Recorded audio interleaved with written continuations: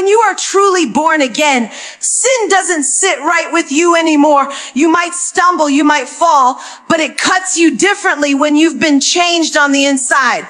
But if sin feels comfortable, if you can do what you know is wrong and sleep peacefully at night without a whisper of conviction in your spirit, that's a dangerous sign you may not be born again.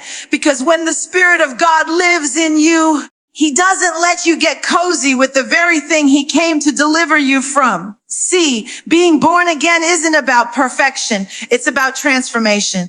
It's about a shift inside that makes your heart tender toward God and resistant to the enemy's traps. When you're born again, you don't just sin and shrug it off. You feel the weight of it because your spirit knows this isn't who you are anymore. You can't dance with darkness and claim to be living in the light. But when sin becomes your safe space, when wrong feels like home, it's a sure sign your spirit hasn't been reborn. Let's be honest. We live in a culture that normalizes sin, celebrates it, even markets it as freedom. And if you're not careful, you'll start calling bondage liberty. You'll start excusing behaviors God calls deadly. You'll start saying, that's just how I am, instead of asking God to change you. But the truth is, when you are comfortable in sin, you are comfortable in chains. And a born-again believer can't stay chained because the power of Jesus breaks every shackle that used to hold them down. Maybe you've been saying, I love God, but I still do what I want. Maybe you've convinced yourself that grace is a license to keep living how you please. But let me tell you, grace is not permission, it's power. Power to walk away from what used to hold you. Power to say no to what used to control you. Power to step into holiness, not because you're trying to impress God, but because His Spirit in you won't let you settle for less. Think about it this way. If you can swim in the mud and never long for the water, you might not have been washed yet. Being born again gives you a new appetite and sin loses its flavor. What used to satisfy starts to make you sick. Because your soul knows it's not food, it's poison. But if you're still filling your plate with what kills you and never feeling the urge to push it away, your spirit may still be dead, no matter how alive you look on the outside. And let's not confuse being comfortable with sin for struggling with sin. There's a difference. Struggle means you're fighting. Struggle means there's a war going on inside of you. Struggle means something in you knows this isn't right and you're not content to stay there. But comfort means you've stopped wrestling. Comfort means you've made peace with what God says is an enemy. Comfort means you've chosen your sin as your identity instead of letting God write your name in His book. So the question becomes, are you wrestling or are you resting in your sin? Because the difference between those two is the difference between life and death. When you're born again, you may wrestle, but you'll never rest easy in rebellion. Something in you will always crave the presence of God, even when you drift. Something in you will always pull you back, even if you try to run. But if you can walk away from God without hesitation, live without conviction, and sin without sorrow, you've got to ask yourself, has my heart ever been made new? We've got too many people trying to cover comfort with excuses, saying, well, everybody does it, saying, I'm only human, saying, God knows my heart. Yes, He knows your heart. That's the very problem. He sees what's really there, beyond the excuses, beyond the masks, beyond the appearances. He knows if your heart has been born again or if it's still clinging to the old life. And He won't be fooled by a Sunday performance when Monday through Saturday tells the real story. Being comfortable in sin is like sleeping in a burning house. You may not feel the flames yet, but they are rising around you. And if you don't wake up, destruction is inevitable. God doesn't want you to wake up halfway through the fire. He wants you to wake up before the fire consumes you. That's why He calls us to repentance, not to shame us, but to save us, not to condemn us, but to rescue us. So if you find yourself at ease with what God calls wrong, don't harden your heart. Don't brush it off. Don't say, I'll change tomorrow. Tomorrow is not promised. The comfort you feel is the very evidence that your soul is in danger. And maybe the most loving thing God can do for you right now is disrupt that comfort, shake you out of that ease, and remind you that comfort in sin is proof of separation from Him. The sign is clear. If you can rest easy in rebellion, you've never truly been reborn. There's a big difference between having religion and having a relationship with God. Religion knows the motions, the rituals, the traditions. Religion can quote scriptures, sing songs, and raise hands on cue. Religion knows how to put on the church face, how to say, God bless you, and I'm highly favored, even when the heart is far from Him. But a relationship changes everything. A relationship is not about appearance, it's about transformation. A relationship isn't satisfied with showing up to church, it craves walking with God daily. And if all you have is religion without relationship, that's a clear sign you have not been born again. When you're born again, you don't just know about God, you know Him. You don't just repeat what someone else said. His word is alive in you. You don't just sit in a pew and call it faith. You walk with Him in your everyday life. Relationship means He whispers and you hear Him. Relationship means you can be in the middle of chaos and still feel His peace. Relationship means when you fall, His Spirit picks you up, convicts you, restores you, and reminds you that you belong to Him. Religion can't do that. Religion can polish the outside while the inside is still broken. Relationship starts at the inside and lets that healing overflow outward. We've got so many people in the church who are religious but not reborn. They know the songs, they know the verses, they know the right language, but they don't know His voice. And let me tell you, the devil doesn't mind if you're religious. He doesn't care if you carry a Bible, wear a cross, or even sit on the front row. What he fears is when you actually know the God you're talking about, when you walk in the Spirit, when you carry power that religion can't fake. It's easy to hide behind religion. It makes you look good. It makes you sound good. It makes people clap for you. But God isn't impressed with your religion. He's after your heart. He's after the secret place. He's after the part of you nobody else sees. He's after the conversation you have with Him when nobody's watching, because being born again isn't about checking boxes. It's about being made new. You can serve on every church committee, sing on every choir note, usher on every aisle, and still not be born again. You can know the scripture in your head, but never let it touch your heart. You can dance in the sanctuary and still be dead in the spirit. And it's heartbreaking because so many believe their religion is enough. They believe their attendance, their good deeds, their I'm a good person resume will secure their eternity. But Jesus didn't come to give us religion. He came to reconcile us into relationship. He came to make us new, not polished. He came to make us alive, not just active. A relationship changes how you live. Religion says pray before you eat. Relationship says pray because you can't breathe without Him. Religion says sing on Sunday. Relationship says worship is the soundtrack of your life. Religion says carry a Bible. Relationship says live the word until it carries you. Religion will make you sound holy. Relationship will make you holy. Religion will get you respect in the church. Relationship will give you authority in the kingdom. And let me tell you, when you're truly in relationship with God, you can't fake it. It leaks out of you. It's in the way you forgive when others expect you to hold a grudge. It's in the way you love when people think you should hate. It's in the way you carry peace in places that should have broken you. That's not religion. That's rebirth. That's evidence that you've been made new, that the Spirit of God lives inside of you. So ask yourself, do you just have religion or do you have relationship? Can you hear Him when He calls your name, or do you only recognize the sound of the pastor's voice? Do you know His presence when you're alone, or do you only feel spiritual when the choir is singing? If your faith can't survive outside the walls of the church, then maybe it's religion, not rebirth. Religion without relationship is empty. It's a performance without power, a song without spirit, a shell without substance. And the danger is religion will convince you that you're fine while your soul is still far from God. It will rock you to sleep, making you think church attendance is the same as salvation. But when you're born again, you know the difference. You don't just attend service. You become the temple.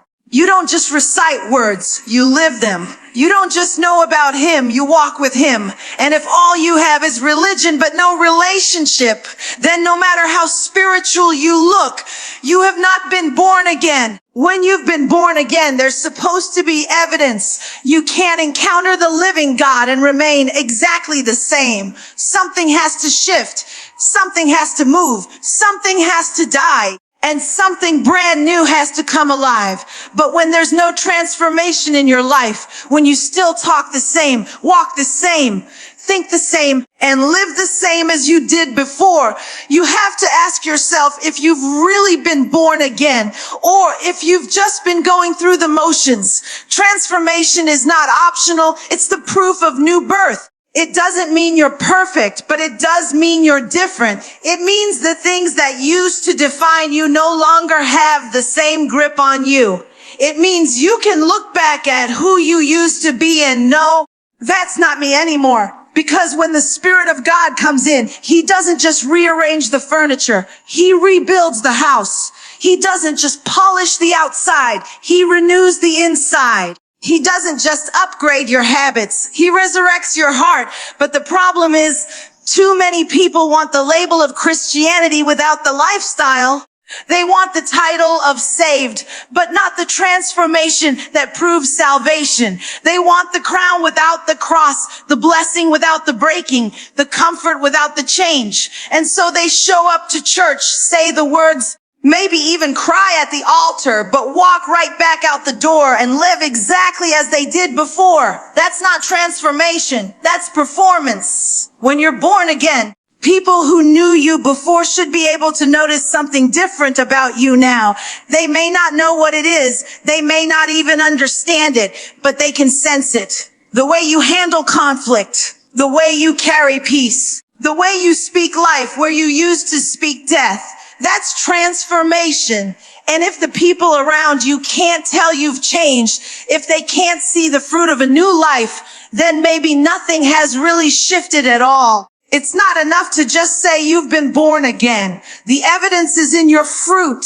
Scripture says you'll know a tree by its fruit. That means if you're truly born again, there ought to be fruit of love, joy, peace, patience, kindness, self-control growing in your life. And no, it doesn't all show up overnight. Growth takes time, but transformation means you're moving in a new direction. Even if you're not where you want to be yet, you're not where you used to be either. If months, even years, go by and you're still stuck in the same cycles, living the same way, talking the same way, with no evidence of growth, that's a warning sign. Because being born again is not a surface decision. It's a spiritual resurrection. You don't just add God on top of your old life. He tears down the old and builds you new. He shifts your desires. He changes your appetite. He rewires your thinking. Transformation means what used to satisfy you no longer does, and what used to bore you suddenly draws you in. You start craving his word. You start longing for his presence. You start hungering for righteousness in ways you never did before. That's the power of new birth. But if you can say, I gave my life to Christ, and nothing in your life looks any different, then you might have had a moment of emotion, but not a moment of true rebirth. Because real transformation shows up not just in how you shout on Sunday, but in how you live on Monday. It shows up in how you treat people, how you handle temptation, how you respond when nobody's watching. Transformation isn't just about the public moments. It's proven in the private ones. Some of us want to keep calling ourselves born again, but still cling to the same attitudes, the same grudges, the same addictions, the same secret sins, as if God didn't die to set us free. That's not transformation. That's stagnation. And God didn't save you so you could stay the same. He saved you so you could become new, alive, and free. He didn't save you to leave you stuck. He saved you so your life could testify to his power. The truth is, transformation is what draws people to Christ. Religion doesn't attract the lost. Change does. When someone sees the person you used to be and can't deny the difference in who you are now, that's when they know it's real. That's when they know God is alive. That's when your life becomes a living testimony. But without transformation, there is no testimony. There's just words with no weight. So if your life has not changed, if your habits haven't shifted, if your desires haven't been touched, if your heart hasn't been renewed, then you have to be honest with yourself. Have I truly been born again? Or have I just been pretending? One of the surest signs that you have truly been born again is how you respond to accountability. A child of God doesn't run from correction. They understand that correction is protection. But when your spirit resists accountability, when you reject truth and shut out anyone who dares to challenge you, that's a sign you may not be born again, because the heart that has been transformed by God knows that discipline is love and accountability is the guardrail that keeps you from destruction. We live in a world that glorifies independence. Everyone wants to say, I don't answer to anybody. Nobody can tell me what to do.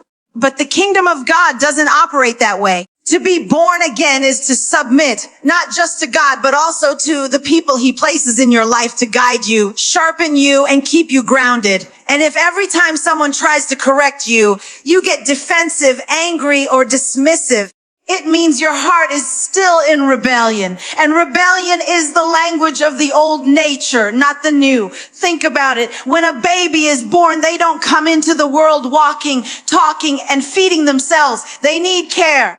They need guidance. They need teaching. In the same way, when you're born again, you don't suddenly know everything about living for God. You need discipleship. You need mentors. You need community. You need accountability.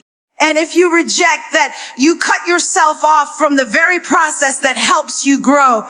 The enemy loves an isolated believer because isolation is the breeding ground for deception.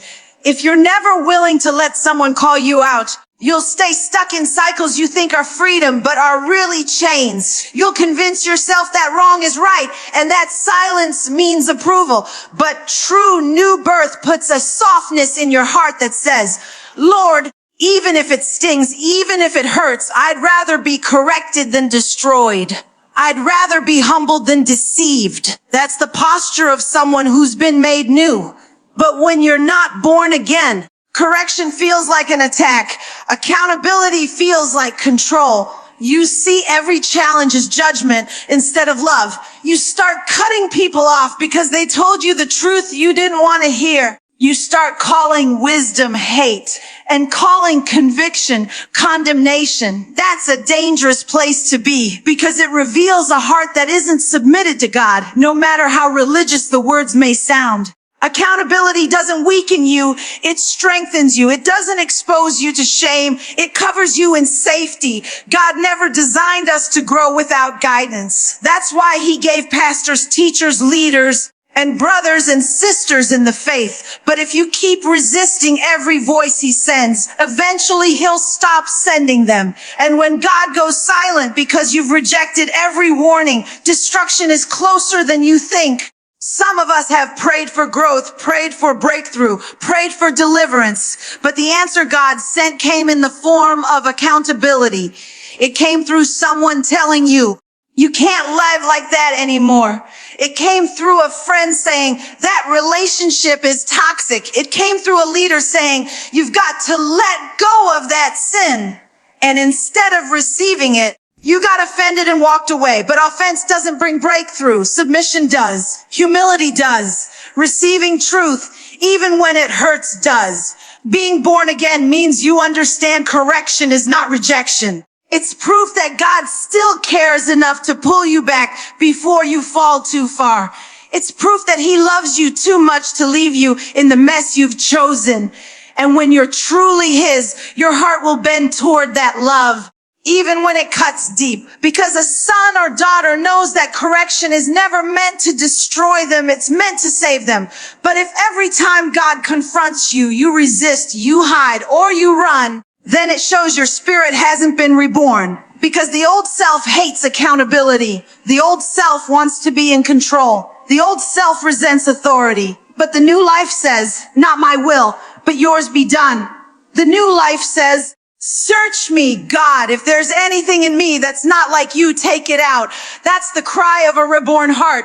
So if you find yourself despising accountability, dodging truth, silencing every voice that challenges you, it's not just stubbornness. It's a sign your heart hasn't been made new. When you are truly born again, something inside of you begins to crave God. You can't explain it in natural terms, but there's a hunger that rises up. A thirst that no relationship, no success, no substance can satisfy.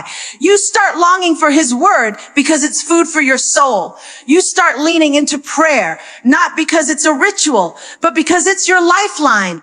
But if there's no hunger for the word, no desire for prayer, no craving for the presence of God, that's a sign you may not be born again. Because when the Spirit makes you new, he also makes you hungry. Let's be honest. Many people treat the Bible like a decoration and prayer like a punishment. The Bible sits unopened on a shelf while we scroll endlessly through everything else. Prayer feels like a chore, something to get through quickly so we can move on with our day. And yet we say we are born again. But if you've truly been made new, you can't stay away from the voice of the one who gave you life. You can't live on old sermons and secondhand faith. You need a word from him.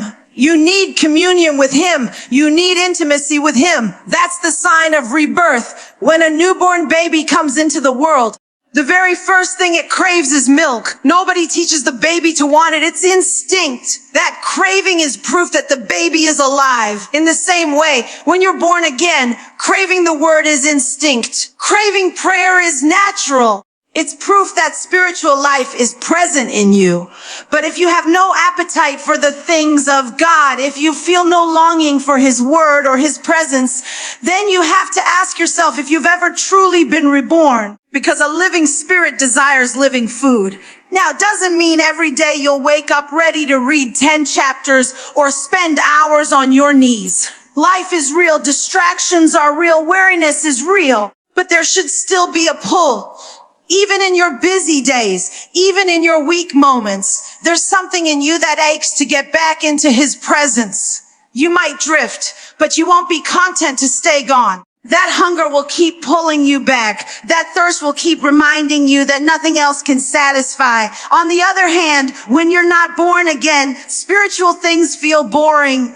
Prayer feels pointless. Reading the Bible feels like a burden. Worship feels like a waste of time. You'd rather binge, watch your shows, scroll your phone, chase your goals, do anything but sit with God. And yet you call yourself a believer. But belief without hunger is empty.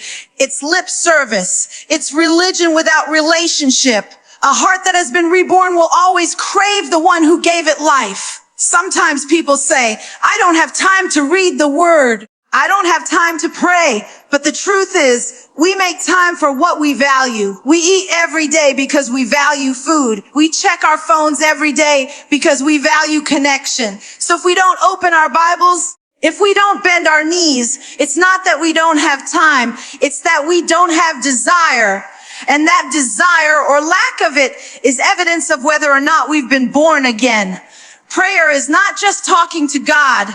It's breathing in his presence. The word is not just ancient texts. It's living bread. When you've been born again, you know you can't survive without it. You know that every time you open that book, God is speaking directly to you. Every time you bow your head, he leans in close. And that knowledge makes you want more. It stirs your appetite. It awakens your soul. But if you've been living day after day, week after week, month after month, with no desire to seek him, no hunger to hear him, no longing to know him, then you need to take a hard look at your heart. Because being born again doesn't just change your status, it changes your appetite. It doesn't just alter your words, it alters your desires. And if there's no hunger for God, it means his spirit hasn't ignited your soul yet. God doesn't want you living on crumbs of yesterday's faith. He wants you feasting daily at his table. He wants you coming to him, not out of obligation, but out of desire. He wants you hungry. He wants you thirsty, because hunger is the evidence of life. And spiritual hunger is the evidence of new birth. When you are truly born again, your love shifts. Your heart turns in a different direction. The things of this world lose their grip on you, and the things of God become your pursuit. But if you love the world more than you love him, that's a sign you haven't been reborn. Because new birth is not just about changing your behavior. It's about changing your allegiance. It's about moving your love from temporary pleasures to eternal treasures. The truth is, the world is seductive. It promises happiness, success, validation, and comfort. It lures you with possessions, popularity, and power. And before you know it, your heart starts chasing things that will fade instead of clinging to the one who never will. And if you find more excitement in the world's lights than in God's presence, that reveals where your heart really belongs.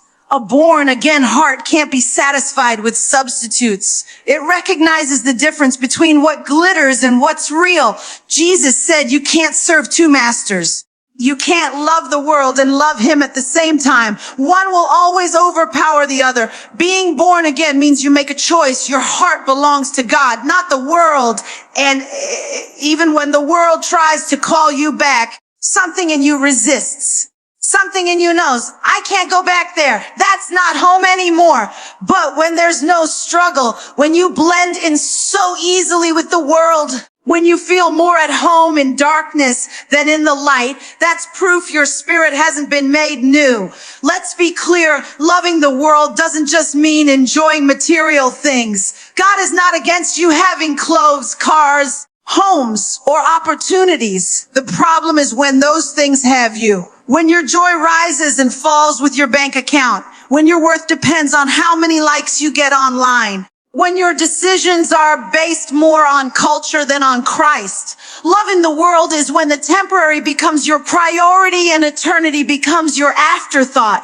And here's the danger. The world will never stop offering you more. More success, more temptation, more distractions. And if you're not rooted in God, you'll keep chasing more until your soul is empty, because the world can feed your flesh, but it cannot satisfy your spirit. You can drink from it, but you'll always come up thirsty again. Being born again means you've tasted something greater. You've experienced a water that never runs dry, a joy the world can't take, a love the world can't compete with. And once you've tasted that, you can't go back to being satisfied with what fades. But when someone is not truly reborn, the world still tastes sweet. Sin still feels satisfying. Compromise still feels comfortable. And you can tell because there's no separation. A born-again believer is called to stand out, to be set apart, to live differently. But when you're not reborn, you blend right in. Nobody can tell where the world ends and you begin. You laugh at what the world laughs at. You desire what the world desires, and you run after what the world runs after. That's not new life. That's the same old life dressed up in religious clothes. The love of the world always costs you your love for God. It pulls your heart little by little until suddenly you realize you've given him your words, but not your devotion. And the sad thing is, you can fool people with your words. You can fool people with your worship, but you can't fool God with your love. He knows what you treasure most. He knows whether your heart beats faster in his presence or whether it only lights up when the world calls your name. Being born again means your love has shifted. It means the things of God excite you more than the applause of people. It means holiness matters more to you than popularity. It means obedience brings you more joy than compromise ever could. And no, that doesn't mean you won't be tempted. It doesn't mean you won't feel the pull of the world sometimes. But temptation and allegiance are not the same. A born-again believer might feel tempted, but they know where their loyalty lies. They know who their heart belongs to. But if you're still chasing the world like it's your savior, if your loyalty still belongs to the systems and pleasures of this life, then your heart hasn't been made new, because the Spirit of God will never let you stay in love with what he died to save you from. The sign is clear. If you love the world more than you love God, you have not been born again.